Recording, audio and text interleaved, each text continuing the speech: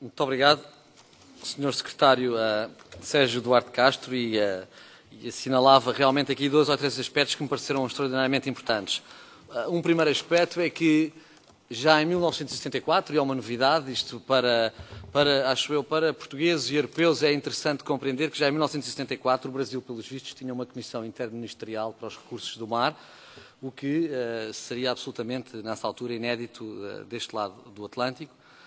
Por outro lado, também, ver como da estratégia passou também à ação com o levantamento da sua plataforma continental de uma forma tão antes, em 1987, ou seja, 7 anos antes da Convenção de Direito do Mar entrar em vigor, que foi em 1994, portanto, com uma enorme capacidade de antecipação e de visão. E, finalmente, também verificar a importância que o Brasil está a ter no desenvolvimento da estratégia da Comunidade de Países de Língua Portuguesa para os oceanos em vários dos seus domínios.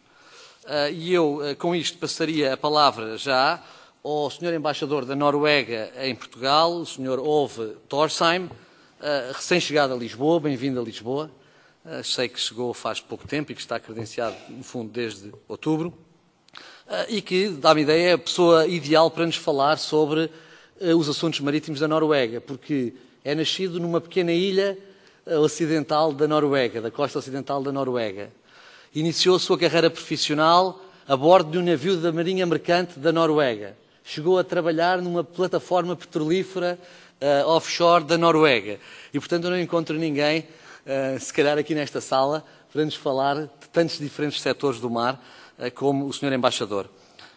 Eu julgo que nos vai falar dos usos dos recursos marítimos pela Noruega, que é, neste caso, um verdadeiro exemplo europeu, quer nas pescas, quer nos combustíveis fósseis, no petróleo e no gás natural, quer nos transportes marítimos. Tem a palavra, Sr. Embaixador. Moderator, ladies and gentlemen, thank you first of all for inviting Norway to be participating in this conference as a stakeholder. I can assure you that we really feel like one.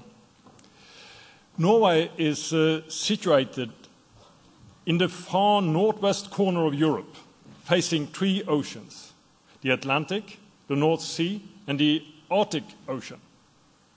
Thanks to the sea, Norway was populated. The Gulf Stream gives us an acceptable climate, well, to Norwegian, that is. And the ocean gives us a living. Traditionally, fishing gave us food. Shipping supported trade and gave us an extra income. And in modern time, oil and gas from the sea has given us one of the strongest economies in Europe. The ocean is opportunity, but we also recognize our dependence of the sea. In Norway, the coastal areas are not peripheral. The whole country is almost nothing but coasts. Norway is part of Europe, but not of the European Union. Our cooperation with the Union is regulated by the European Economic Area Agreement, which makes Norway an integrated part of the EU's internal market. When we were informed about the plan for a strategy for the Atlantic and invited to take part in the preparatory work, we saw the opportunity for new dimensions in maritime cooperation, and we have contributed with our views. Our main points may be resumed as follows. The Law of the Sea Convention sets out the legal framework within which all activities in the ocean and seas must be carried out. The strategy for the Atlantic covers a number of onshore and offshore economic activities of interest both to the Union and to its neighbours. The marine environment does not recognise national borders, and any action or inaction will have an impact also in adjacent waters. Accordingly, cooperation and common approaches based on high-quality research and innovation are necessary. The use of the oceans and the harvest of its living resources must be sustainable. And concerning shipping and maritime transport, any EU action must respect the important role of the IMO in the regulation and international maritime transport. I will mention but a few points on Norway's involvement at sea and our role as a provider of related goods and services. Our total coastline is more than 25,000 kilometers with all the small islands. And the ocean area under Norwegian jurisdiction is nearly 7 times as large as our landmass. From the sea, we harvest both living and non-living resources, and we use the sea for transport and for recreational purposes.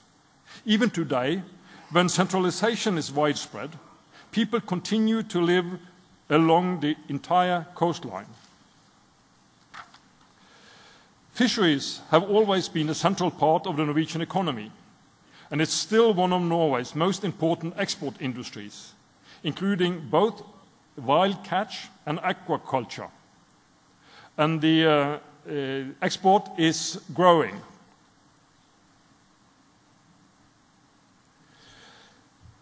So something must be going right. We have a diversified and technologically advanced fishing fleet with everything from small one-man inshore fishing vessels to large trawlers and purse seiners. The system for participation in commercial fisheries has changed a lot through the last decades.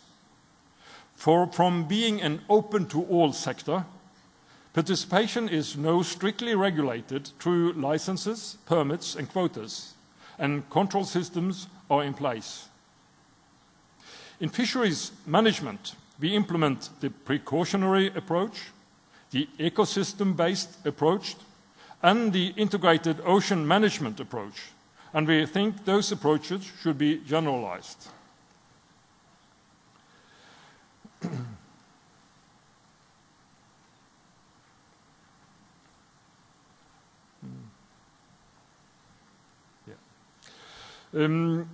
But fish move. Around 90% of Norway's fisheries are caught from stocks that are shared with other states. As a consequence, quota levels for the most important fish stocks are set in cooperation with other states. This has not always been the case. An example, cod. Cod is the most important wild fish resource in our waters. In the 1980s, new technology and overfishing drastically reduced the cod population. This is the period when Newfoundland lost its cod, and they have still not recovered over there. In Norway, however, this was the Great Awakening, and gradually the need for strong regulations became accepted by all.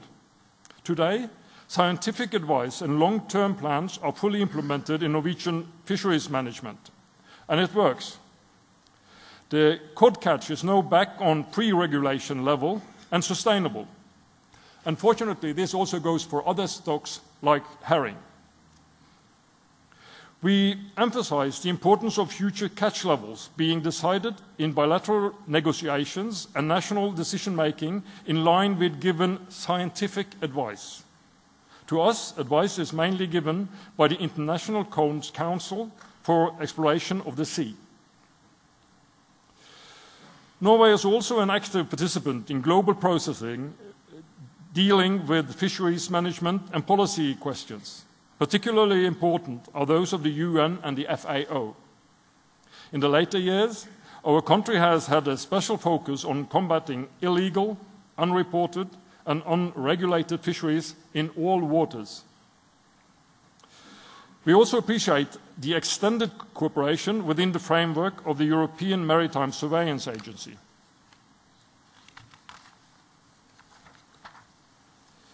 In economic terms, the oil and gas sector is even more important to our economy than fish.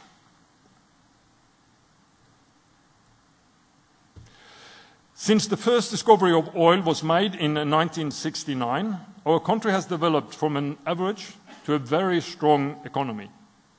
While the oil production peaked already 10 years ago, gas production is steadily growing, and so is the value of the sector.